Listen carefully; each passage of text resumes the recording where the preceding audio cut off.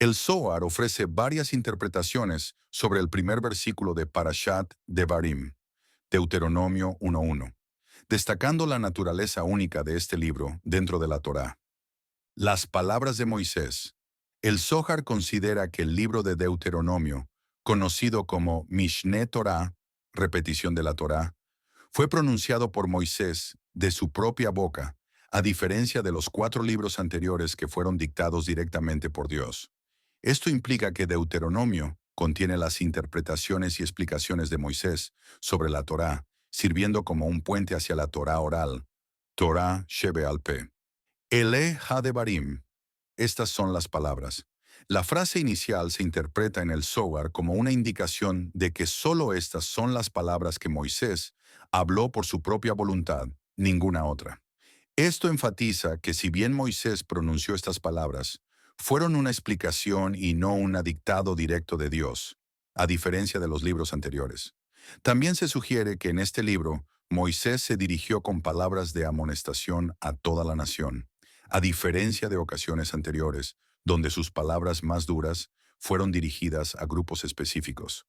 Descenso de la luz a Malhut. Según la Kabbalah, el Zohar explica que los primeros 4 libros de la Torá están en un nivel espiritual más elevado, Seir Anpin, mientras que la lectura de Devarim trae esa luz a nuestro reino físico, Malhut.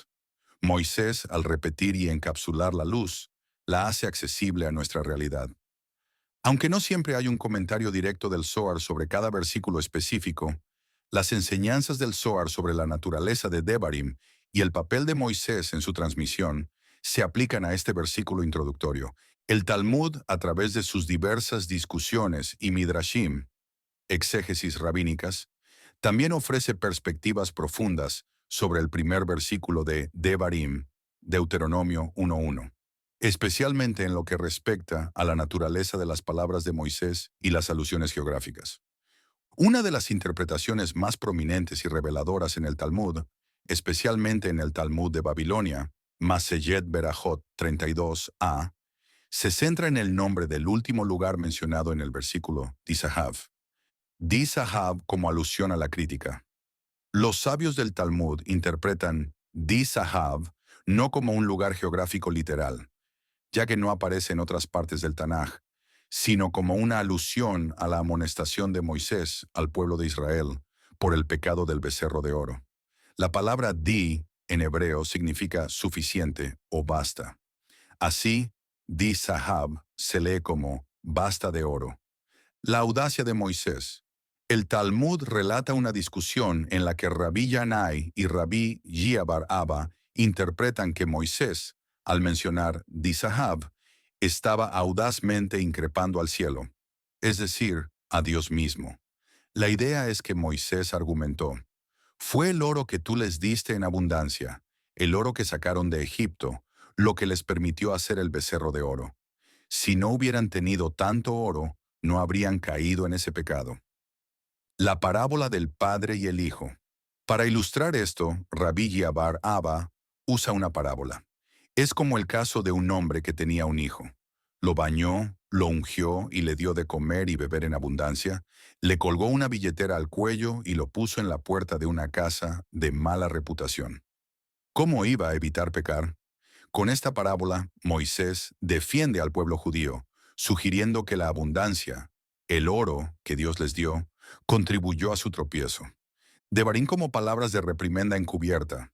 El Talmud y los Midrashim explican que Moisés, por respeto al pueblo de Israel, no mencionó explícitamente todos sus pecados en este primer versículo, sino que los aludió a través de los nombres de los lugares.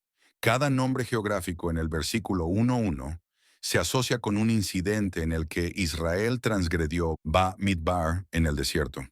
Alude a la queja sobre el maná. Ba Arabá en la Arabá. Alude al incidente de los espías. Mol Suf frente al Mar Rojo. Alude a su queja al llegar al Mar Rojo. Bein Parán entre Parán. Alude al incidente de los espías en el desierto de Parán. Ubein Tofel y entre Tofel. Tofel se relaciona con tifla, tontería, aludiendo a sus palabras necias. Belabán y Labán. Labán significa blanco. aludiendo a su queja sobre la comida ligera, el maná que era blanco. Bachazeró y Aserot alude a la rebelión de Core o a la queja de Miriam. Be Disahav y Disahav, como se mencionó, alude al becerro de oro. En resumen, el Talmud ve el primer versículo de Devarim como mucho más que una simple lista geográfica. Lo interpreta como una profunda introducción a las palabras de amonestación de Moisés al pueblo, donde las ubicaciones sirven como alusiones sutiles a sus transgresiones pasadas, y la mención de Disahav revela una audaz defensa de Moisés ante Dios por el pecado del becerro de oro, sugiriendo que la propia providencia divina, el oro, pudo haber sido un factor en su caída. La responsabilidad personal y la influencia del entorno. Disahav. La interpretación talmúdica de Disahav como basta de oro y la parábola del padre y el hijo nos recuerdan que la abundancia o las circunstancias externas, el oro que poseemos, ya sea material, talento o poder, pueden paradójicamente llevarnos a caer si no se manejan con sabiduría. En nuestra era, esto se traduce en la importancia de la humildad y la autoconciencia frente a la riqueza, el éxito, la fama o la influencia. Nos enseña a reflexionar sobre cómo nuestras bendiciones pueden convertirse en trampas si no cultivamos la disciplina y la ética. Es una llamada a la responsabilidad individual, incluso cuando las circunstancias parecen tentadoras. La importancia de la introspección y la lección de los errores. Alusiones geográficas. El hecho de que Moisés aludiera a los pecados del pueblo a través de nombres geográficos, en lugar de mencionarlos directamente, nos enseña sobre la delicadeza en la crítica y la importancia de la autoevaluación. En nuestra sociedad, donde la crítica abierta y a menudo destructiva es común, esta enseñanza nos invita a comunicar con respeto, aprender a señalar errores o deficiencias de manera que no humille, sino que invite a la reflexión y al cambio. Reconocer y aprender del pasado.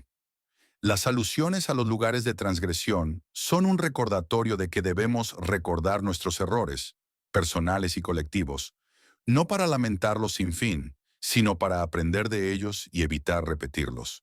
Es un llamado a la resiliencia y al crecimiento a través de la experiencia. El valor de la Torá oral y la interpretación continua. La perspectiva del Zohar de que Deuteronomio es la Torá oral de Moisés, sus propias explicaciones e interpretaciones, resalta la importancia de la interpretación y la aplicación continua de los principios espirituales. En un mundo en constante cambio, esta idea nos enseña que la sabiduría es dinámica, no es estática, sino que requiere ser comprendida y aplicada a las realidades de cada generación. El estudio y la reflexión son esenciales. Para conectar las verdades ancestrales con los desafíos contemporáneos, necesitamos el esfuerzo intelectual y espiritual de la interpretación. En síntesis, estas interpretaciones antiguas nos ofrecen un marco para entender la responsabilidad individual y colectiva, la importancia de aprender de nuestros errores con humildad y respeto, y la necesidad de una sabiduría dinámica que se adapte a los tiempos sin perder su esencia.